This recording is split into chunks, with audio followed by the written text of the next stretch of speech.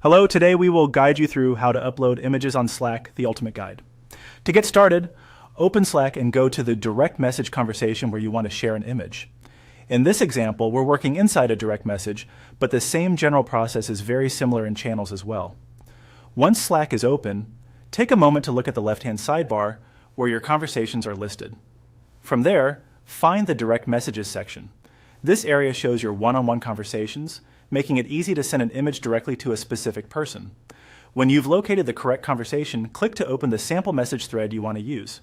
Make sure you're in the right chat before uploading anything, since images will be shared in whichever conversation is currently active. Now look at the message box at the bottom of the chat window. Next to the text field, you'll see a plus sign. Click that plus sign to open Slack's attachment options. This is where Slack gives you different ways to add content to your message, including files and images from your device. In the menu that appears, click Upload from your computer. This will open your computer's file browser, allowing you to search through your folders and choose the image you want to send. Browse to the sample picture, select it, and confirm your choice. Once selected, Slack will begin preparing the image for upload. Depending on the file size and your internet connection, this may take a moment. If you prefer a quicker method, there's also another way to add an image.